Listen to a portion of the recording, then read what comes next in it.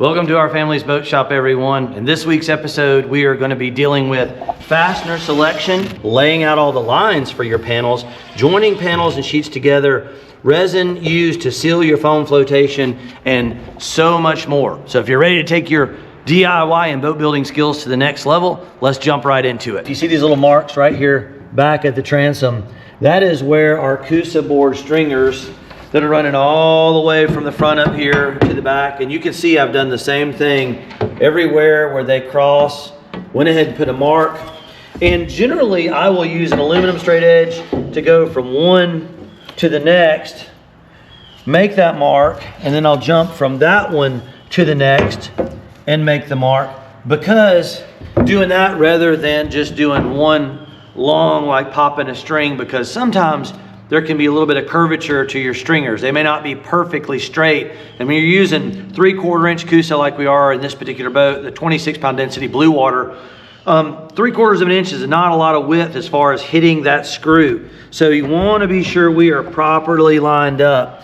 Now, as far as screw placement goes, typically around 5 inches or so is about what we typically do. And in a lot of cases on a panel like this, I will usually come back 2.5 inches or so from the edges. And then that way on the next one, if it's 2.5 inches, you got about 5 between the two. And then I typically like to find, say, the middle of the run. You got your fasteners, go more or less in the middle of the panel, and then I'll split that distance again, and then split that distance again. Now, you can get out your tape measure and do that real technically. That was kind of just at speed, but more or less around 4 to 6 inches on your fastener spacing. Now, generally when we're doing floors, this kind of floor, I like to use a standard stainless steel deck screw. Those are 2.5 or 3 inchers. Those are from, those are Grip Right. Those are from Lowe's or like Home Depot. Now, I have had good performance out of these, haven't had any problems using those at all. You can use other stainless steel fasteners, but the way these things are installed and sunk down, matter of fact, when we put them in up here forward, you can see that we've slightly countersunk them, and I usually come back and resin coat them before we put some putty over them. So there's no way that any moisture or anything's gonna get in there. And they seem to do a really, really good job of holding these panels down. And this is exactly the way I did it when we built our 29 footer over there. Now, I also want to talk a little bit about joining pieces together. Now, obviously, when we're putting panels down, this foam is going to be supporting somewhat between, and we'll use some adhesive as we're putting these panels down. But over a big span like this, where the fuel tank is going to go, generally, I like to use something like a doubler or butt block there where you got, say, 6 to 8 inches. This one, I believe, is right at 7 inches. So you got about 3.5 inches on either side there. And then you notice we just staggered those screws. I went with something a little bit shorter. We went with a smaller inch and a quarter or inch and 5/8 stainless steel screw. So that's going to kind of be the gist of it. Now, if you want to jump back in the channel and see when we built our 29, we've got a whole 25 video series of building that boat from start to finish, putting the floor panels down. And matter of fact, the channel, if you're new to the channel, we've got over 200 videos total, all kind of content dealing with this kind of stuff. So that's the basics of laying things out. Just remember to get some marks where your stringers abut to the transom. Center them, and then I like to dry fit everything before we actually start gluing them down. So I will usually put a couple screws on either side of the panel and then go ahead and pre-drill all of these. Now, typically, talking about pre-drilling, I will typically run a little bit that's going to be about the size of the diameter of the shaft. I'll demonstrate there real quickly. We also like to use that countersink bit, but I don't go very far into the Coosa, so we're only going about 3/4 of an inch down into the stringer, and then we would chase that with a little bit of countersink action there, folks. That's about all you all you need. That's gonna get the job done. So the next thing we're gonna talk about is getting ready to seal the foam flotation. That seems like that's a hot topic for people. And we've already put a little primer coat of resin, but y'all can follow me. I'm gonna take about a quart of the vinyl ester resin from Fiberglass Warehouse. Don't forget, they got an excellent FISHBUMPTV discount code. So we've got, oh, that's right at 27, 28 ounces or so going in our mixing bucket. We're going to be using a little bit of Fumed silica. This is from Fiberlay. There's the part number. You can source this through Fiberglass Warehouse as well. And then some of the 1/4 inch milled fibers. And I've already scooped a little batch there. And we're going to turn the vacuum. We're going to turn the vacuum on. One little trick I learned. You want to be real careful about breathing this stuff. But I have found, in conjunction with a mask, if you run a vacuum, it'll catch any of that airborne dust. Does a great job. Then we'll go on with some of the milled fibers.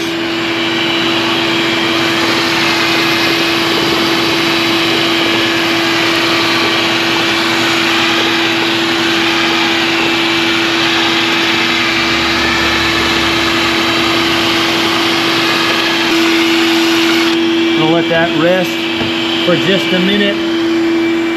And that's one of the cool things. That's one of the cool things about mixing your own, is that you can get different consistencies. Now, sometimes when we want to run something through like a Ziploc bag and pipe it out, you can make a thicker version of that. You can see that this version that I'm making down here is quite thin comparatively. This is going to kind of run a little bit thinner, which is okay for what we want to do.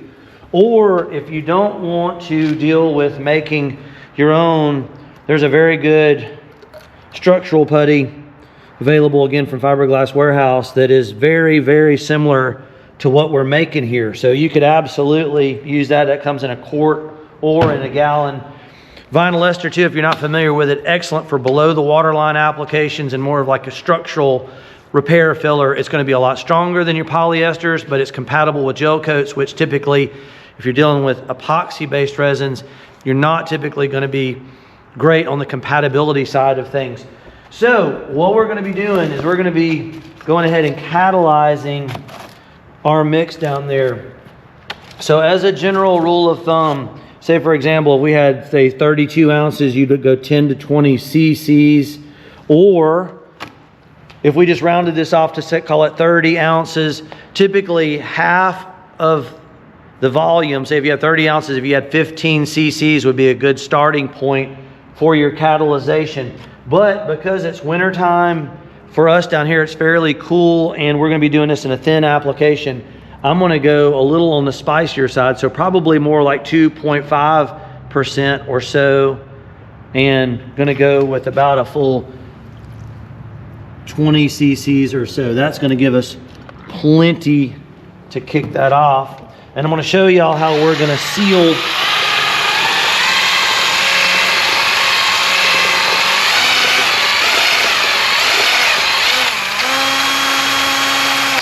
All right. Always keep an acetone bucket handy. Now this is somewhat of an optional step, I guess you could say there, folks. If you're really on a budget and want to just get this done without spending any extra money on any extra fillers or putties to seal the foam, I can understand you doing that. We're trying to do this in the maximum, best, optimal way possible. But I promise you there's a lot of factory built boats where they may brush a coat of resin on there and call it good. And what we're going to be doing is just methodically going over some of these pores with this thickened vinyl ester. Nice big spreader blade.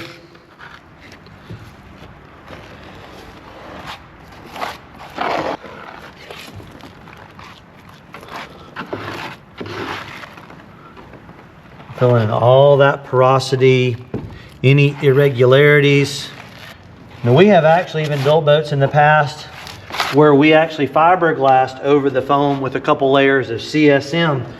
But if you really think about it, like in this application, there's not really a way for water to get in here. And that's where a lot of the problems come when people are worried about water in their foam. A lot of times it's poor design or poor engineering on the part of the original builder, and they built the boat in such a way that the foam was exposed to water, or maybe the floor went soft and water went down through fasteners and screw holes and then got down into the foam. But the foam from Fiberglass Warehouse is a closed cell, Coast Guard approved for flotation, polyurethane foam, and it's as good as you can get for this kind of application. And by the way, if you're new to the channel and haven't seen any of our previous episodes, I want to welcome everyone. My name is Joe Buskins. I'm a second generation professional boat builder and a 100-ton licensed captain.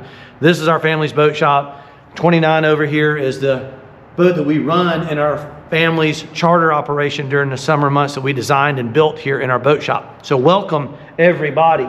And like I said, feel free to jump back in the channel and watch some of our previous episodes if you want to come up to speed. We have actually got videos on putting the stringers, the floor, the transom, you know, you name it.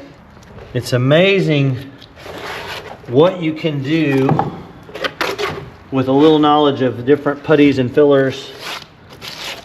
You can build a boat that's better than a lot of factory built boats.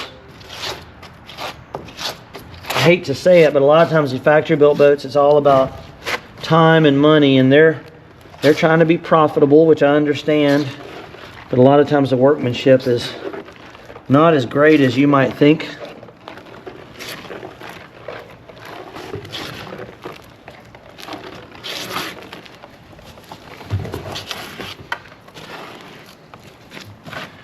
You can see we're just sealing everything right up, and I don't see how there could ever be a moisture or water problem if you do it correctly. Yeah, if you look down that's pretty nice. So we had just enough of our vinyl ester putty mixture left over that we're going to go ahead and install this little doubler or block here. And again, you don't have to do it the way I'm showing you here. It's just the way that our family has done this kind of stuff for a long time, and it has worked for us. Now Coosa is kind of one of those materials, a lot of times we will prime it, put a coat of resin on it beforehand, but on an application like this, it's totally optional again as well. Might as well make the use of this material though. We got a little bit left, and gives me an example or an opportunity to show y'all another example of how we might bond or attach things. All right, between putty and the fasteners, this makes for a very strong way to join pieces of Coosa. And if you've dry fit everything and run the screws in previously, usually they will find home and center right up, no problem. This is also the way that we did it on our 29 when we were building it. Although our 29 did not have foam flotation in it, we did airtight chambers rather than the flotation foam, because again, that's kind of one of those things. Boats 20 feet and under are required by the Coast Guard to have full foam flotation. Boats over 20 feet are not, but you can still do airtight chambers in there if you want some level of a reserve buoyancy. We'll just go slightly below the surface with these is all you need to do. One thing we want to be mindful of is tooling a little bit of squeeze out, which I like seeing that. That means we got enough material in there.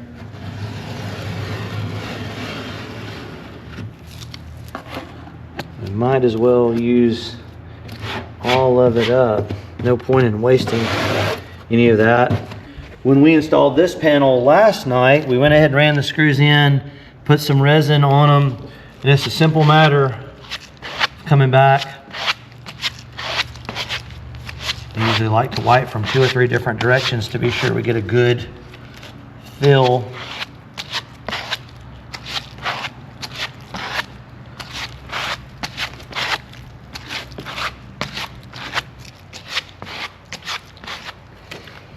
There's always going to be somewhere, if you're doing a boat project like this, you're going to mix up gallons and gallons of putty. And there's almost always somewhere where there's screws and fasteners. Like when I run fasteners into a deck or have some, a lot of times I won't necessarily make up a special batch to fill them, because I know that there will always be sometimes a little bit left over in a batch, and that's a great place to come back and fill those up. And I know you folks, especially folks in the Midwest, we're down here on the Gulf Coast, and I know everybody's been dealing with this crazy winter weather, so I hope everybody at home is watching and is okay. And I know everybody out there is ready for springtime, I'm sure, where we can really get back to working on our boats. But it'll be here before you know it, so everybody hang in there. And feel free to drop a comment down below. Let us know if you're enjoying our videos. If you've made it this far through the channel, a lot of people don't realize it, but it's the long watch duration. So if you could either watch the video all the way through to the end and or subscribe to the channel, would be greatly appreciated. It takes a lot of time and effort to make these videos, and we enjoy and love doing it. But if the channel grows, we can grow and do more of it, and that can be a way y'all can help us at home. And I genuinely want to thank everybody, especially our Patreons out there that have been supporting the channel as well. So a little bit more putty. You can see we got our PVC pipe fixture that we put in a couple episodes back, and I might as well go ahead and waterproof that as well. Vinyl Ester is so good at doing this kind of work. When I was growing up, it was almost all polyester. I'm sure there was vinyl ester around, but we didn't have the convenience like we have now of being able to order it shipped to your house.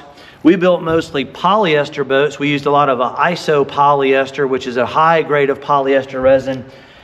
And it can work in a lot of applications. It's going to be a little less expensive than your epoxies and vinyl esters, but it's not considered as good. Doesn't necessarily mean it's bad. I always tell people, I kind of think a lot of this stuff is kind of like good, better, best. So you kind of have to depend on your application. If you're building a new boat from scratch, polyester can work great. Vinyl ester is great for refits and repairs like we're doing here. And epoxy for its bonding strength and water blocking. There's certain applications where you need that. So it's good to be versed in all of it. All right, folks, so I just added about 10 cc's of MEKP or methyl ethyl ketone peroxide to our thickened vinyl ester mix. This mix is going to be a little thicker, a little heavier duty, because we're actually going to use our Ziploc bag trick on this one. This particular Ziploc is the one you want to buy. Not all Ziploc bags or freezer bags are going to be the same. You want one with a hard corner. You can see this comes down to a corner, and you can use it like a piping bag. And I've even had some people comment that, what about using piping bags, and they can get them at a discounted price, and they have some, and I would imagine you can use them. I haven't personally used pastry or piping bags. Always use the Ziploc bags, but that's definitely a possibility. Feel free to comment, let me know. Again, I'd love to know what kind of projects you folks are working on at home. Want to thank everybody for tuning in and hanging in there with our longer format videos. We've been having a lot of viewers from overseas. We want to welcome everybody, especially it seems like a lot of UK and Australia and the Philippines lately. So I want to welcome everybody to the channel. Thank you so much for tuning in from overseas. Generally, when we're working with these kind of materials, temperatures in the 60s are acceptable, down to like the high 50s, a high 50 degrees Fahrenheit can work. Anything colder than that, and you got to really increase your catalyst percentages. Generally, when we're working in the wintertime, especially with vinyl esters, you're gonna be going like 2% or maybe even 2.5% sometimes on your ratios. So you can see, one cool thing about vinyl ester is it kind of changes colors. You can see before we put the catalyst, it's got a pink look, and then after you activate it, it gets a green look. So if you haven't seen this trick before, I like to take a little wax-lined mixing cup, which those are one of the more popular items like on our Amazon store. If you haven't checked that out, folks, we try to put these little squeeze bottles for your MEKP are also one of our most popular items. We worked really, really hard to make sure our Amazon store is super nice, and a lot of the materials and supplies that we use here on the channel can be found there. And then Fiberglass Warehouse has been a great sponsor of the channel, and I really love their products. They make an excellent vinyl ester product, and they've got resins, gel coats, even when we did the flotation foam there on the boat, Fiberglass Warehouse can source you the 2-pound closed cell pour foam, and you can see there it is Coast Guard approved for marine use. So very, very good stuff. And again, take advantage of that FISHBUMPTV discount code. Save you some bucks. All right, we're getting there. This little bit thicker mix can be a little more challenging. I like to do, anytime we're mixing it, I always like to do what we call a 2-pot method anyway, where you activate it or catalyze it in one and then switch it to another container. And that way you're less likely to have any unmixed material or miss any material there. All right, and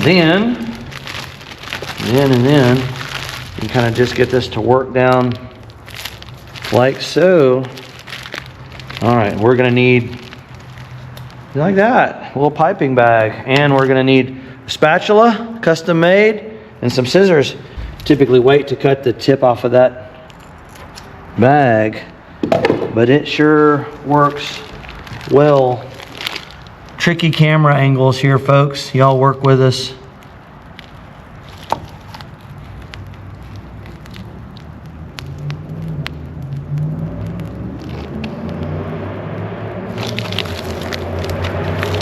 Very nice. You want a nice fillet or radius there in the corners for your fiberglass to transition. It minimizes what we call a hard point. Obviously, it's helping to glue this panel in as well. Uh-oh, I had a blowout. Look at there, folks. Squeeze too hard. That happens sometimes. We're gonna use our blade though. I think we can make it work. It's unusual. That doesn't typically happen. A little bit cooler temps, a little bit thicker material. Was hurrying it along. It's getting late in the day and we got some cold weather coming, and I was trying to hurry that. I'm gonna put that to the side for a second and see if we can't salvage this a little bit. What a nice job that silicone spatula does.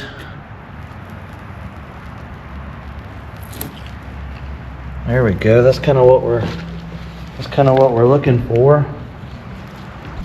We showed the silicone spatula trick when we were doing the stringers this boat a few episodes back. Works great. I just kind of radiused or softened the corners a little bit. That was like from our local, I believe that was a Rouse's grocery store. Works really nice. That's kind of the basic look you're looking for though. Nice smooth contours. We don't like hard corners or edges. Got a little bit of residual right there. I'm gonna pick up. Not gonna worry too much about getting it all the way to the corner when we do the next. When we do the next panel. Oh yeah, that looks pretty good. I think we're just gonna go with that right now. I believe the camera will pick that up, but just a nice smooth radius or radii. We're gonna keep working our way around. But I think you folks get the gist of that. We don't need to make these videos terribly long. Feel free to back up in our video library. As I said, we got over 200 videos currently here on the channel. Everything from boat builds, restorations, repairs, Gelcoat, foam flotation, you name it. If you enjoy the video, please remember to hit that subscribe, like, comment, share. Please tell a friend in your boating community. If you can help us grow this channel, it'd be greatly appreciated. The more channel grows, the more of these kind of videos we can do for you guys and gals at home. It's Captain Joe here, Island Marine Charters, FISHBUMPTV here on YouTube. My son Logan working hard behind the scenes is my amazing cameraman, and we'll catch you in the next episode.